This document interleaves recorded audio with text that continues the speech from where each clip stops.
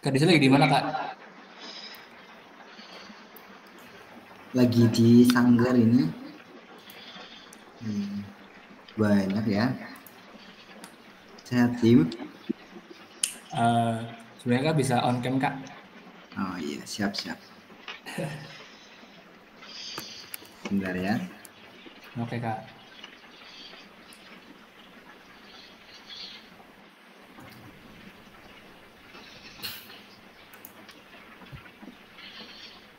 Udah muncul belum? Udah.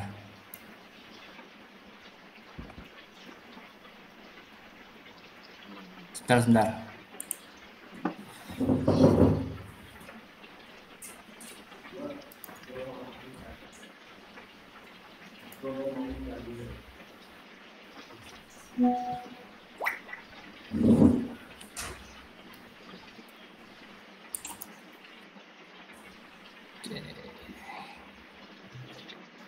Listrikku turun, Ki. Han? Wes, aman-aman. Siap. Oke, langsung ya. Assalamualaikum warahmatullahi wabarakatuh. Waalaikumsalam warahmatullahi wabarakatuh. Sebelumnya, eh, ini teman-teman, ini ada Kak Rizal selaku Ketua DKC Dewan Kerja Cabang Pramuka Kabupaten Purbalingga. Halo Kak Rizal. Halo, Dimas. Oke, mungkin untuk Kak Rizal sendiri jadi Ketua DKC itu sampai tahun 2026 ya, Kak? Oh iya, betul. Rizal, saya jadi Ketua Dewan Kerja itu sampai 2026.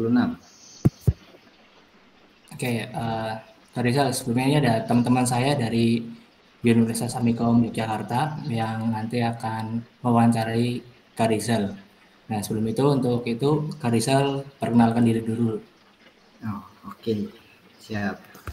Terima kasih sebelumnya atas waktunya. Teman-teman sudah mengundang saya di acara di Zoom ini ya. Saya kemarin diundang Dimas katanya untuk sedikit ngobrol-ngobrol seperti itu. Sebelumnya perkenalkan, nama saya Rizal Ribawanto. Alamat saya di Purbalingga, tepatnya di Kecamatan Pengadigan. Terus apalagi Dim?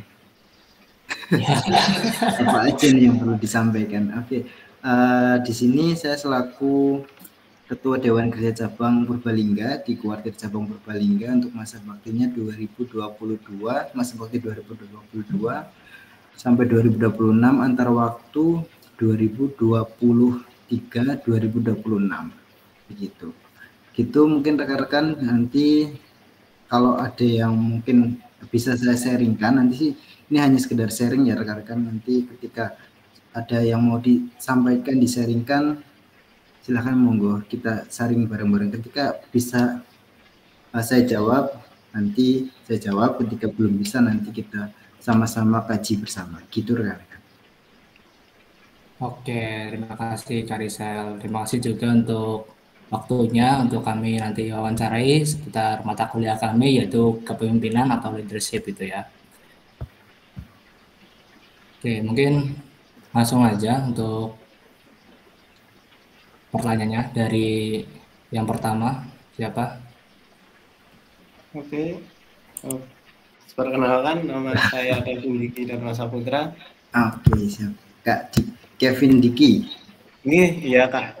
Siap. Itu manggilnya Kak Mas nih ya. Oke, bebas. Oh iya, siap. Monggo silakan.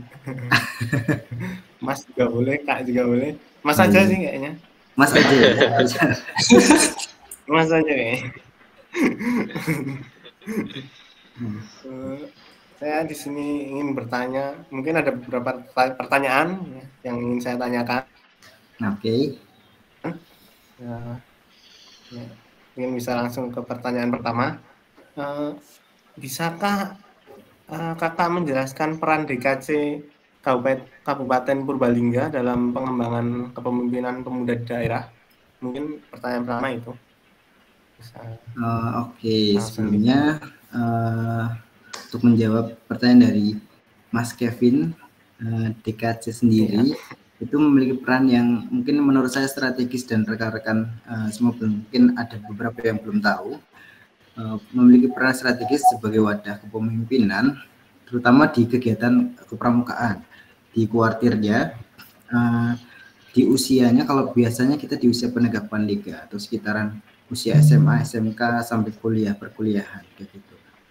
Di sini kami biasanya menyediakan pelatihan, kegiatan dan pengalaman lapangan untuk membentuk karakter yang rekan-rekan di sini mungkin disiplin dan keterampilan kepemimpinan yang diperlukan untuk nantinya akan menghadapi tantangan yang lebih luas di masyarakat gitu. Jadi kita selaku anggota muda yang memang masih dalam pembentukan karakter, jadi kita disiapkan di kepramukaan, kita disiapkan untuk mempersiapkan diri di besok pada saat sudah terjun ke masyarakat gitu. Oh, oke, siap. Siap, Kak. Bagus banget. Untuk itu ada santai saja ya, Kak. Kita santai saja kita. Ya. Siap. Oke. Ini ada pertanyaan kedua juga. Apa tantangan terbesar yang pernah Kakak hadapi dalam memimpin DKC dan bagaimana Kakak mengatasinya? Aduh, oke. Tantangan yang besar ya. Ya. Pastinya banyak nih. Oke. Nah, salah satunya aja ya. Salah satu yang tantangan yang besar itu menjaga partisipasi. Kalau di Dewan Kerjanya sendiri itu menjaga partisipasi anggota yang aktif nanti. Di tengah kesibukan anggota-anggota saya yang banyak sekali ketika di umuran usia penegakan liga ini atau usia SMA, SMA dan perkuliahan itu untuk bahasanya membagi waktu atau manajemen waktunya di antara kesibukan sekolah, mungkin kuliah, bahkan ada yang bekerja kayak gitu. Itu yang paling sulit di situ. Terus mungkin kami mengatasinya itu dengan membuat kegiatan yang fleksibel, menarik, lalu relevan dengan kebutuhan anggota kayak gitu. Terus jangan lupa satu lagi, itu kita harus memberikan apresiasi juga untuk menjaga semangat dari anggota-anggota kayak gitu. Oke, siap. Keren. Terus ini pertanyaan terakhir dari saya. Kok cepet sekali terakhir? Wah, nanti ada teman-teman lagi yang akan bertanya. Oh gitu. Aduh. Oke, siap. Ini apa visi dan misi DKC Kabupaten Purbalingga di bawah kepemimpinan Kakak saat ini? Aduh, visi misi ya. Oke, siap. Untuk visi misinya pada saat pemilihan kemarin itu visi dari saya itu membentuk generasi muda yang tangguh, kreatif, berkarakter melalui kegiatan yang kita wadahi di kepramukaan kayak gitu. Untuk misinya Kak Kevin melaksanakan kegiatan yang berorientasi pada pengembangan kepemimpinan karena itu sangat fundamental sekali yang harus dibentuk. Yang kedua, menanamkan nilai-nilai kepramukaan yang relevan dalam artinya di sini kita sambil pramuka yang ikut perkembangan zaman juga kayak gitu. Jadi tidak hanya sekedar tepuk-tepuk atau membosankan dan sebagainya. Lalu yang berikutnya ketiga itu berkontribusi dalam pembangunan daerah melalui program pengabdian masyarakat. Oke, siap Kak. Mungkin itu dari pertanyaan yang saya berikan. Nanti ya setelah ini ada beberapa teman-teman yang ingin bertanya lagi. Terima kasih Kak. Oke, sama-sama. Mas Kevin Diki kok saya Kak. Ya. Sama aja. Oke. Ya.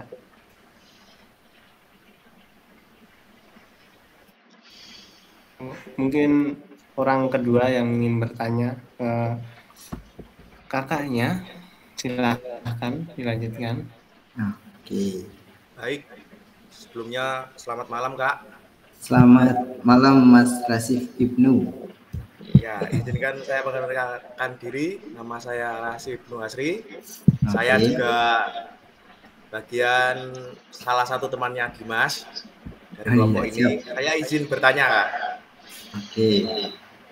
Bagaimana strategi Kak Rizal dalam memotivasi anggota untuk tetap aktif dan berpartisipasi dalam kegiatan kepramukaan, terutama di daerah kabupaten.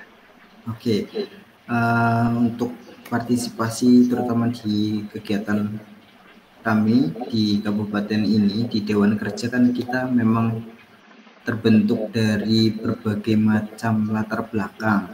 Ada yang masih sekolah, ada yang masih udah kuliah, ada yang sudah lulus, ada yang sudah bekerja. Itu kan dengan latar belakang yang sangat berbeda-beda. Untuk pendekatannya yang pertama kami menggunakan pendekatan secara personal, begitu secara personal dengan memahami kebutuhan dan minat dari keanggotaan atau bakat-bakat yang mereka seperti itu. Jadi menempatkan posisinya, misalkan dia ahli di bidang misal apa nih IT, misalkan dia masuk nanti di bidang yang cocok dengan bidangnya ketika masuk dalam kegiatan seperti itu. Terus dia rajin di bahasanya, atau dia suka mengordinir orang anggota dan dia masuk ke bidang kegiatan untuk mengordinir peserta yang jauh lebih banyak kayak gitu. Selain itu kita juga memberikan penghargaan kepada anggota yang berprestasi, misalkan serta menciptakan suasana kekeluargaan yang asik saja begitu sih untuk motivasi untuk keanggotaan untuk aktif di Dewan Kerja terutamanya. Baik, sekarang pertanyaan yang kedua, Kak. Bagaimana DKC berkontribusi dalam mendukung program pemerintah daerah terkait pengembangan pemuda, terutama di SMA sederajatnya? Oke. Untuk kontribusi kami di kuartir atau di Dewan Kerja ini, yang pasti DKC mendukung program pemerintah daerah melalui kegiatan yang selaras. Seperti halnya ada pelatihan keterampilan kerja atau pelestarian lingkungan dan pemberdayaan pemuda. Terus kami juga berpartisipasi aktif dalam kegiatan lokal yang melibatkan komunitas, terutama bagian kepemudaan begitu. Jadi di Pemda atau di daerah itu ada kegiatan yang bahasanya pelatihan apa, nanti kita selaraskan seperti itu. Gitu, ini kita saling bersinergi lah di kegiatan Pemda, dan kita selalu dukung kegiatan-kegiatan di kabupaten. Baik, Kak. Lalu untuk pertanyaan selanjutnya, bagaimana peran teknologi dan media sosial dalam kegiatan DKC dan untuk pengembangan kepemimpinan? Misalnya kan seperti dokumentasi untuk Instagram itu, seperti itu, Kak. Mohon dijawab. Oke. Sebenarnya mohon maaf, saya bisa diulangi dari sini. Baik, Kak. Pertanyaannya adalah bagaimana peran teknologi dan media sosial dalam kegiatan DKC dan pengembangan kepemimpinan? Oke. Baik, peran media sosial ya, wah ini sangat mencakup banyak kalau untuk sosial media, terutama untuk kepemimpinan dan lain sebagainya ini. Untuk teknologi dan media sosial digunakan yang di kita itu sebagai salah satunya adalah promosi kegiatan atau branding kegiatan, lalu edukasi untuk keanggotaan kepramukaan di tingkat penanggapan di kabupaten, karena kita mungkin ada agak sedikit keterbatasan ketika kita harus menjamah semua sekolah-sekolah satu persatu begitu. Itu salah satunya untuk itu media sosial, lalu kita membangun jejaring juga di media sosial untuk agar bahasanya mereka tertarik dengan branding atau kegiatan-kegiatan yang akan kita laksanakan kayak gitu. Untuk media sosial sendiri juga itu alat yang sangat efektif untuk zaman sekarang, juga itu paling efektif untuk memperkenalkan terutama untuk kepentingan kami seperti kegiatan atau kepramukaan dan pendidikan karakter itu kepada masyarakat yang lebih luas. Oleh siapapun yang sekarang yang pertanyaan saya tidak ada, mungkin sebagian semuanya bahkan pemuda semuanya sudah punya sosial medianya masing-masing gitu. Jadi lebih gampang untuk kita share apapun di situ, terutama hal-hal yang positif gitu. Gitu untuk peranannya seperti itu, sangat penting sekali untuk kami untuk terutama promosi kegiatan dan edukasi kepramukaan. Baik Kak, untuk pertanyaan terakhir dari saya Kak, terkait dengan kepemimpinan untuk di generasi muda ya Kak ya. Apakah ada saran Anda untuk generasi muda yang ingin menjadi pemimpin di suatu komunitas atau suatu organisasi yang mereka tekuni untuk saat ini atau untuk kedepannya nanti? Oke, untuk generasi muda yang ingin menjadi pemimpin ya. Ya, baik Kak. Saran saya mungkin sebelum rekan-rekan memimpin orang lain, alangkah lebih baiknya untuk menjadi teladan dulu, menjadi pemimpin bagi diri sendiri dulu, kayak gitu. Lalu berikutnya terus belajar dan berani mengambil tanggung jawab, mencoba hal baru, kayak gitu. Jangan takut gagal, karena di gagal pun ada ilmunya juga, ada pembelajarannya juga sebagai hal yang berharga gitu untuk melangkah kita ke depannya lagi, kayak gitu. Jadi kayak gitu, kalau mungkin sekarang kita ada keinginan untuk coba memimpin orang lain, coba kita memimpin diri sendiri. Lalu setelah itu bisa, pasti yang lain akan mengikuti ketika rekan-rekan sudah ada rasa kepemimpinan atau di jiwanya ada seni kepemimpinan masing-masing, pasti nanti akan mengikuti di organisasi. Itu saja yang sudah ABCDFG sudah siap, sepertinya pasti akan lebih dipercaya ketika sudah bisa memanajemen diri sendiri kayak gitu. Baik Kak, terima kasih. Oke, itu adalah pertanyaan terakhir dari saya. Pertanyaan selanjutnya mungkin akan disampaikan oleh teman-teman saya yang lainnya Kak. Terima kasih Kak. Siap, sama-sama. Baik Mas, selanjutnya saya yang akan bertanya ya. Saya Alhan. Siap, Mas Alhan. Langsung ke pertanyaannya aja ya Mas. Oke. Jadi bagaimana cara Dewan Kerja Cabang biasanya menjalin kerjasama dengan organisasi lain agar bisa mencapai tujuan bersama dengan lebih efektif, Mas? Oke, bagaimana caranya ya? Yang paling utama adalah komunikasi. Terus aktif menjalin kerjasama organisasi yang hampir sama dengan kita, terutama dengan tujuan atau kepentingan yang sama. Seperti halnya nanti kita kerjasama, kita pernah juga di PMI Karang Taruna, sama instansi pemerintah yang mengadakan kegiatan yang mendukung pengembangan pemuda gitu. Caranya dengan tadi kita aktif menjalin kerjasama komunikasi dengan sesama instansi. Ketika ada program yang hampir bisa dilaksanakan bersama, kita laksanakan bersama untuk melaksanakan kerjasama seperti itu. Dengan diikuti dengan administrasi kayak gitu. Karena berbeda instansi, jadi perlu yang namanya administrasi juga kita mengikuti, begitu untuk legalitasnya, begitu untuk kita kerjasamanya, gitu mungkin. Ya baik Mas. Pertanyaan selanjutnya, gini Mas, saat terjadi perbedaan pendapat atau konflik di dalam tim, bagaimana cara DKC biasanya menyelesaikannya sehingga semua anggota tetap bisa bekerja sama dengan baik?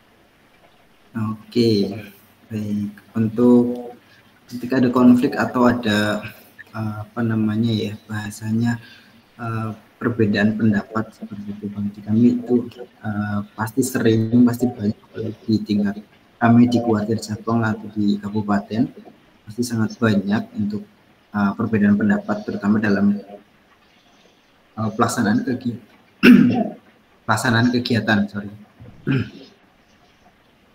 Untuk perbedaan pendapat itu hal yang biasa di organisasi, yang di kampus juga rekan-rekan ikut organisasi pasti sangat banyak di organisasi untuk hal yang sama. Di antaranya ketika ada konflik seperti itu, kita selaku pemimpin harus mendengarkan dulu, jangan langsung langsung dipotong untuk tidak berbicara, itu kurang etis gitu. Jadi kita mendengarkan semuanya dulu berbicara, setelah itu kita simpulkan, selaku pemimpin juga harus bisa menyimpulkan bagian garis benang merahnya atau garis tengahnya kayak gitu rekan-rekan.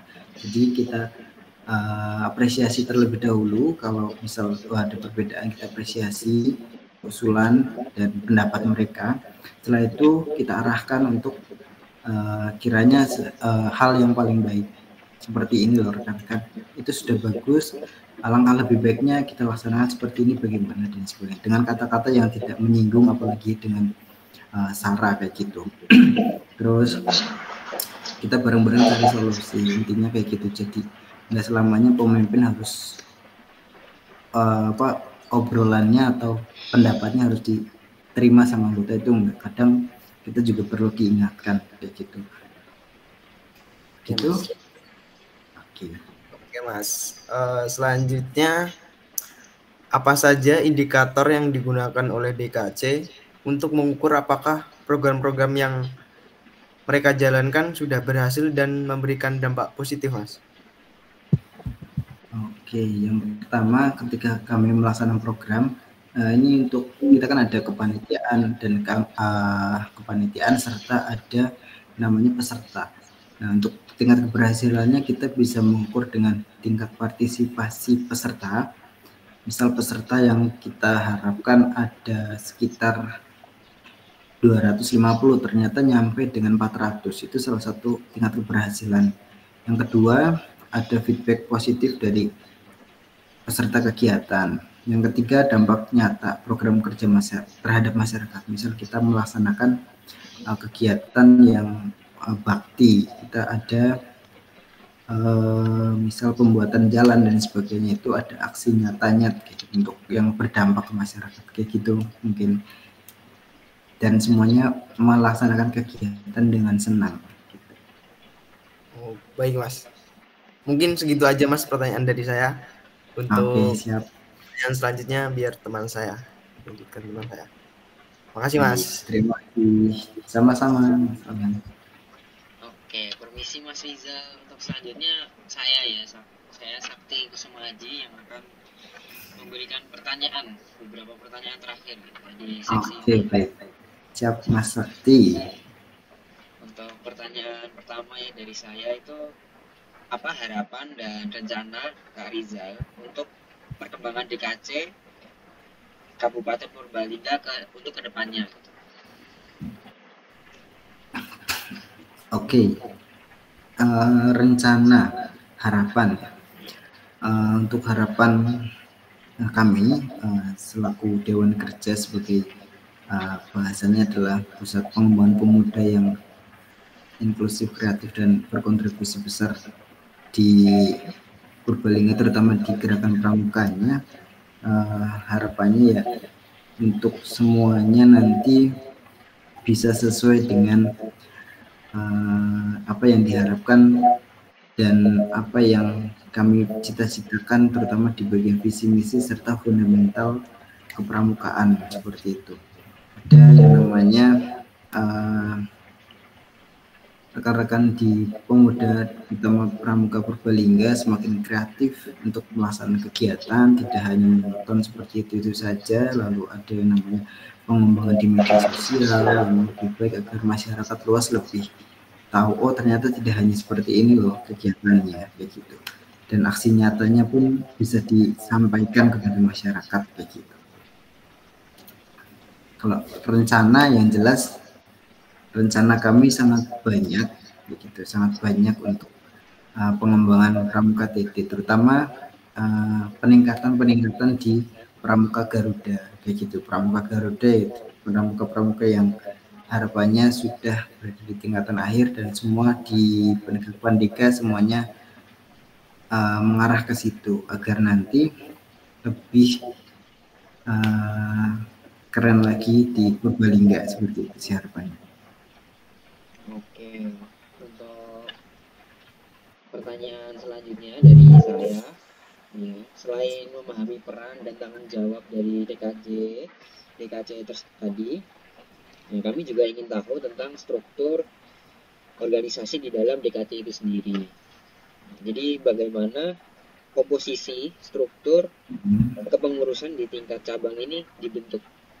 Gitu, Pak. Oke, untuk komposisinya itu yang dimaksud itu bidangnya atau bagaimana ini Kak? Oke, mungkin bidang sama tingkatan atau mungkin di dalamnya gitu Kak. Oke. Kalau itu nanti bisa saya jelaskan. Untuk Dewan Kerja itu adalah bagian dari Kuarcap. Itu bukan masuk ke struktural tapi ada di dalamnya begitu. Itu di kabupaten itu ada yang namanya, di bidang kami ada paling atas sendiri, instansi paling atas atau bahasanya adalah ketua atau kepala kuartir cabang. Di bawahnya itu ada Bina Muda, itu mengurusi tentang siaga penggalang penegak pendeka. Lalu ada Bina Satuan, ada Bina Masa, lalu ada yang namanya Orhum atau organisasi dan hukum, lembaga hukumnya. Lalu berikutnya ada namanya Humas, begitu. Ada hubungan masyarakat, lalu ada bagian Abdimas, begitu. Untuk kami masuk di Bina Muda.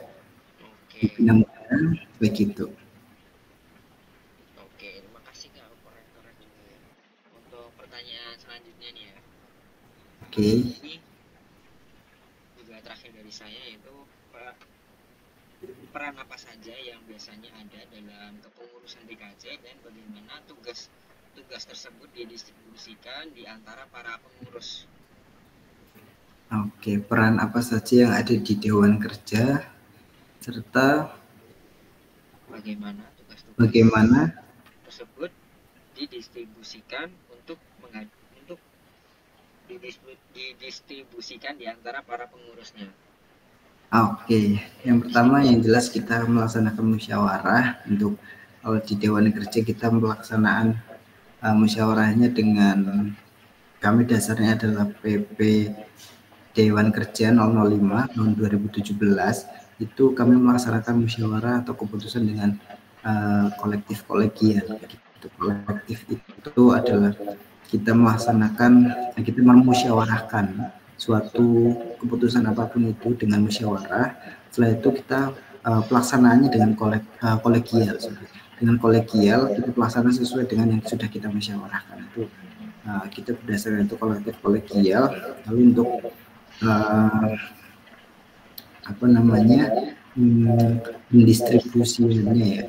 pendistribusiannya dalam kami mungkin penyampaiannya kami di musyawarah ada rapat pleno, ada musyawarah cabang, ada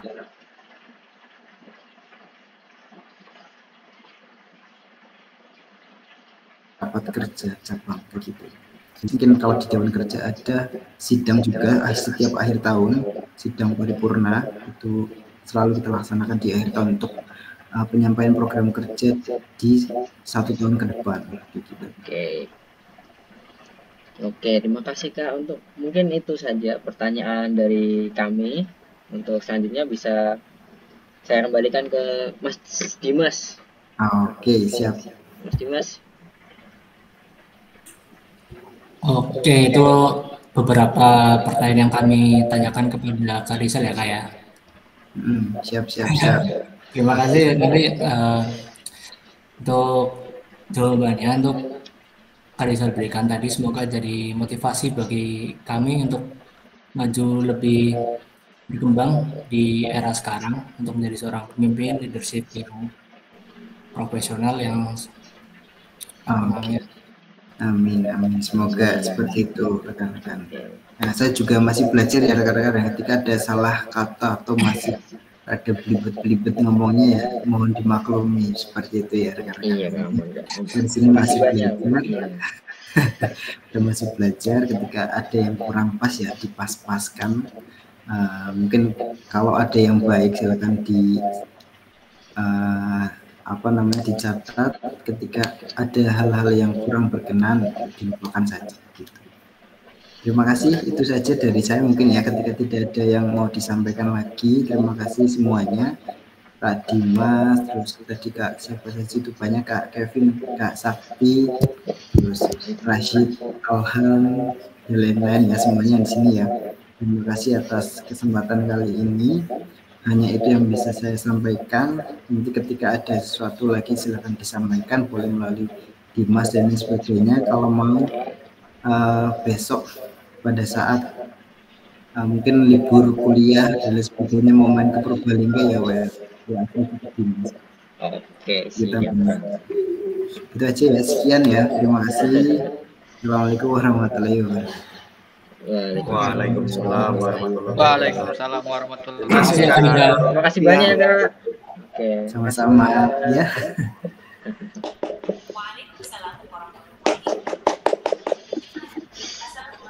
Yuk, bisa di Udah ya? Udah. Saya izin logout ya. Iya Kak, makasih Ya, Kak. terima kasih, Kak. Oke, Makasih, Kak. sampai Semoga Salam. salam. Din. Lampu. Record TV iki. Enggak record ya?